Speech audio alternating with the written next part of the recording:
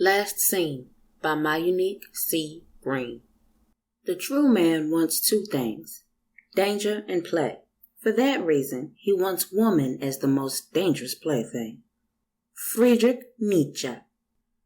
Chapter 1. Bright rays of sun peer through my bedroom window, officially stopping me from tossing and turning. I roll over to glance at the clock next to me. I'm late again. My blankets lay on the floor as I struggle to stand and wobble constantly while the room spins from the hangover. I slowly make my way to the bathroom and switch the light on. I'm greeted by a red-eyed monster who'd obviously gotten a little carried away last night. I grab a handful of my hair that was in disarray and lean over the sink. It wasn't long before the remaining contents of my stomach threatened to leap from my mouth. Swallowing it down, I fill my hands with cold water and throw it over my face. Karen will be proud. I straighten myself and look into the mirror at Jenna standing in the doorway. What are you doing here? Shouldn't you be at the office? I have a better question. What happened to you last night? My head pounds as I try to remember what happened. Shaking my head, I slightly push her aside and leave the bathroom. I can't remember. Stop asking me so many questions before you find yourself out of a job. She laughs. You need me more than you think. Ignoring her confidence, I briefly walk aimlessly around the living room. When I hear the echo of the loud ringtone of my phone playing in a loop, it prompts me to look around. You have a meeting at 1 o'clock. Pull yourself together, Kahra, she says while holding out a glass of water and 2 white pills. After finding the phone, I take the items from her and swallow the pills with water. Yes, I almost forgot about that. Where's the coffee? Kahra, seriously, what haven't you forgotten? Your father's retirement party was last night, she replied while pulling coffee from the cupboard. I'll make you some now. After turning on the television, I fell to the couch as though my body had given out on me. I intentionally didn't go. I love my father, it's just his wife I can't stomach. The inviting smell of coffee fills the room as I notice steam rising from the coffee pot Jen is standing over. I put my legs up and lounge on the sofa as the morning news begins. The reason you don't like her is because you act just like her. That should tell you something about yourself, Jenna says, bringing the hot coffee towards me. Even if you don't like her, you should have at least gone to support your father. He misses you. Taking the cup from her, I sit up on the couch and stare mindlessly at the plasma screen. I miss him too. I get up from the sofa and walk over to the bay windows. Staring down the city streets, I take a cup of coffee and roll my neck. I'm nothing like her. Stop talking about stuff you don't understand, Jen. Though gradually, I feel the rush of caffeine mixed with pills tingle through my body. It felt good to be going numb all over. A smile spreads across my face before I realize it's there and I move away from the window. Send him something nice from me, I say, walking back into the bedroom. Tools, money, the usual. Jenna scoffs. I doubt he'd rather have these material things than seeing his own daughter. Get off my case about it already. It's done. I missed it. Big deal. You're not exactly helping me. I don't bother paying any further attention to her as I look through my closet. I've laid something nice for you on the bed, master, Jenna calls from the living room. That's a good girl, I reply before leaving out of the closet. Picking up the towel she's always laid out, I headed to the bathroom, stripping off my clothes along the way. Are you ready for your morning briefing? Jenna asked, appearing in the doorframe as I step into the shower. If I say no, are you going to tell me anyways? Papers shuffle before she continues. You have a meeting with Simon Burke at 1:30. Vincent Hale will be sitting in. There's a luncheon with Dr. Janice McHale for the upcoming release of her novel at 3. Margaret called to confirm your hair appointment at 4. She said make sure you're on time or else she'll give your spot to someone else. I stop her. I've never been any good with names. The only reason I remember yours is because my first dog had the same name. You never had a dog, Kahra, she replied. Poking my head through the shower door, I stared at her tired eyes. You're right. Could you wash my back? Her face turned in disgust. No, I'm not washing your back. I'll give you the weekend off. I smiled. She hesitated to put the papers down on the counter. Give me the scrubber, she mumbles. Chapter 2. So you want us to sell you the book? From a standing position, I place both of my hands on the conference table and smile at the overweight lawyer. No. He leans forward. No. You want to sell me the book. It's the only way your client is guaranteed 75% royalties.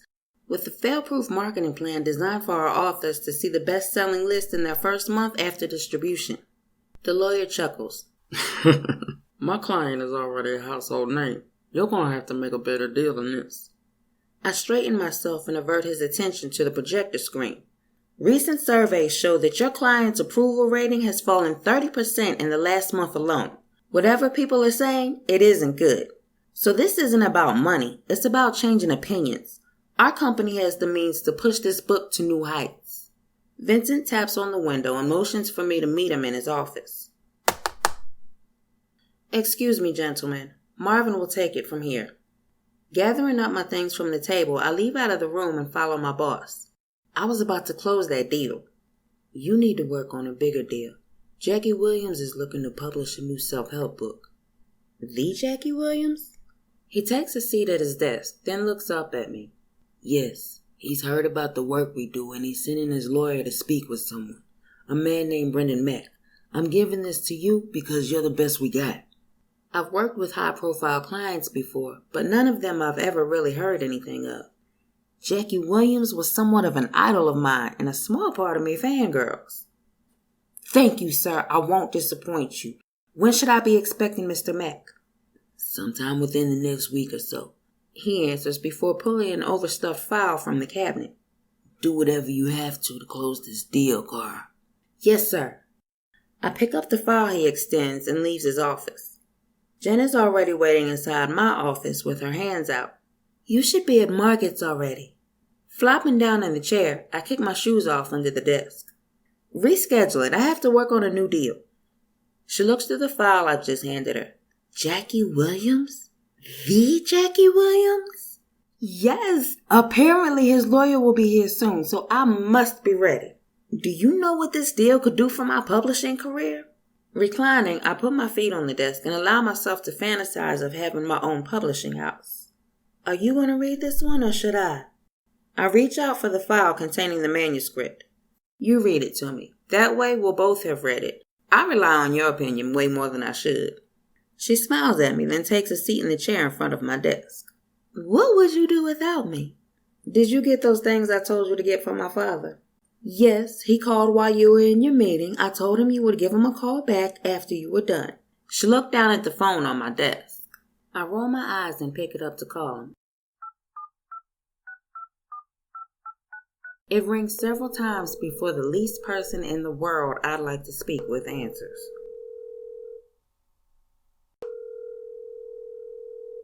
Hello? Put my dad on the phone. Kahra, is that you? I grip the phone tighter. I don't want to talk to you. I'd like to speak to my father, please. He isn't home.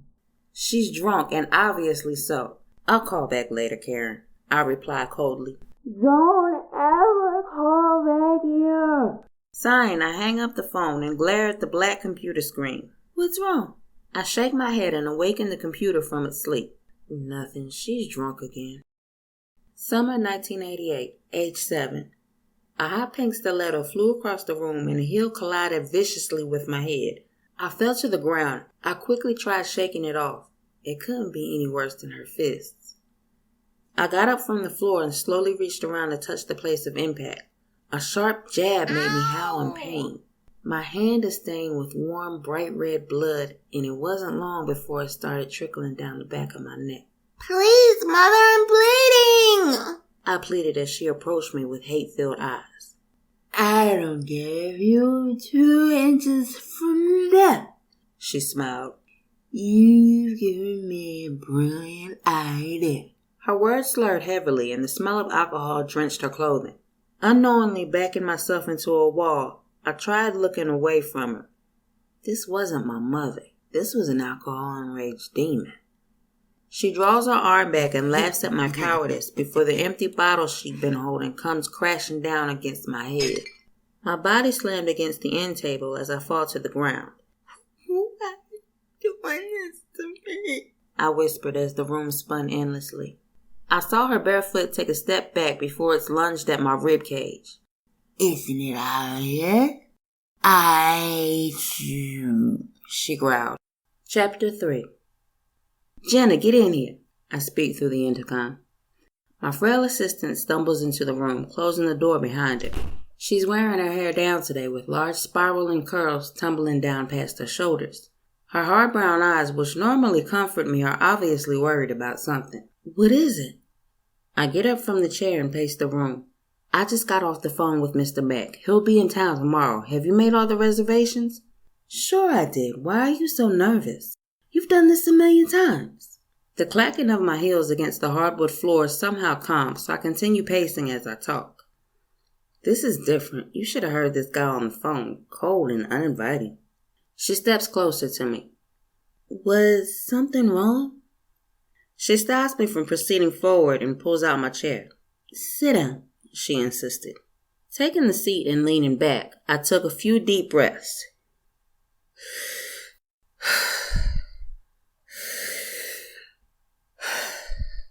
Pointing to a manila folder on the desk, I asked her to pick it up and have a look. Jenna opened the folder and took out the papers inside. What's wrong with this? He's gorgeous, she ogled. Don't tell me you've never worked with good-looking, highly successful lawyers before. Of course I have. Read the report. You don't see that? She stared down harder at the paper. No, I don't see anything different than what you've dealt with before. Don't be scared. You got this in the bag. My ego smiles at her words, forcing me to feel better. You're right. The door swings open and Alice saunters haughtily into the room. I didn't think you'd still be in the office now, especially since happy hour started 30 minutes ago. Her presence puts a black hole into the room, sucking every good feeling I may have thought I had into it. What do you want, Alice? As required by company policy, Jenna prepares to leave the room. I'll be at my desk, she whispers before shutting the door behind her. I just came to congratulate you on the Williams deal. Here's hoping you're able to close it. I hear terrible things about the lawyer. He won't be such an easy cookie to eat. My skin crawls with distaste for her, and a sly smile spreads across her chubby tan face. Restraining myself, I stand up and lean across the desk. Is that all? You like cookies, don't you? I could ask you the same thing. I answer, folding my arms across my chest. She turns up the corner of her mouth. The chocolate ones make me sick. I chuckle. Funny, I remember you begging to taste one last week. She comes closer to the desk and places a hand on mine. You're gonna mess this up, and I'll be waiting to pick up the pieces when you do. I pull my hand from under hers and walk to the door. Have a good day, Alice, I responded, holding the door open for her. After shrugging her shoulders, she leaves the office and disappears into the restroom. Jenna slides back into the room before I've had time to shut the door well. What did she say? What does Alice ever say? I've learned not to even get upset anymore, I answer. Chapter 4. He walks into the office wearing an all-black Giorgio Armani suit with solid red tie. All eyes are on him as he struts down the hallway as if it's his personal runway. I swivel in my chair as I longingly stare out of my office door, trying my best not to look noticeably. His dark chocolate skin emits a smooth sheen when kissed by the sunlight beaming through the glass windows. My legs tighten together, the definition of tall, dark, and handsome. He first stopped by Vincent, who introduces him to Alice. I'm sure there was nothing that made her life more enjoyable than that moment. She tosses her hair playfully and shows off freshly whitened teeth with a fake overly dramatic smile. The longer I stare, nerves begin to build up again, ruining all the progress I've made since yesterday. After Vincent dismisses himself, Alice takes it as her call of duty to escort him to my office. This is the lady you're looking for. She smiles, ushering him further into the room. She's going to take good care of you. Isn't that right, Kahra? Getting up from my desk, I return her fake smile and shake hands with Mr. Mack. I sure will. How are you doing, Mr. Mack? My name is Kahra Daniels. Alice looms around impolitely in the background. When I notice, I clear my throat. I'm sure you have other business to attend to, right, Alice? I narrow my eyes until she excuses herself. After pulling an armchair for him, I walk around my desk and take a seat. It was then I began to stare at his emerald green eyes. Puzzled, I pulled my chair closer to the desk than usual. He caught on. Yes, these are real. And no, I won't rub my eyes to prove it. I chuckle and move paper around my desk. We aren't here to talk about your eyes, are we? His briefcase opens and he pulls a stack of papers from it. Entirely true. Firstly, I must inform you that my client is considering several other publishers. Why should I respond to this one? There will be plenty of time for you to decide that on your own. Our company speaks for itself. However, I will assist in informing you on the benefits of signing with us. There will be a presentation in the conference room tomorrow at 3 o'clock. This will highlight the key points in the contract and who we are. I'm sure you're going to want to look over the contract yourself, so I took the liberty of printing it up for you so that I'll be able to answer any questions you may have. He picks up the packet and briefly examines it before putting it into his briefcase. Is that all you have for me? What were you expecting? A broad smile spreads across his face, bringing his dimples out of hiding. Would you like to have dinner with me tonight? I smile and accept his invitation. Chapter 5. The sound of smooth jazz keeps me from going insane inside a nearly empty loft. I frantically look around the closet for something to wear. Jenna startles me as she begins searching alongside me. Is this a date or a business date? I shrug. Not sure. He didn't exactly say. She pulls the crop shoulder little black dress I'd gotten from Ann Taylor down and holds it to my chest. You can never go wrong with this. It's both business and party ready. Taking it from her hands, I walk it out of the closet and lay it across the bed. You're right. Should I be this nervous? It's just a dinner. Keep it business casual, she answers. I nod and inhale deeply. Casually glancing at the clock, my heart races when I realize how fast time has flown. He'll be here in 30 minutes. Then you should not be standing around, should you? My hair is still dripping wet and I'm clothed in nothing but a robe. I rush to the bathroom to finish my hair and makeup. Before long, the phone rings and I allow the doorman to send him up. I'll be finishing up one of the other manuscripts while you're away. Have fun, Kahra, Jenna says before leaving. I can't remember the last time I've been on a date. Something about them seemed awkward to me.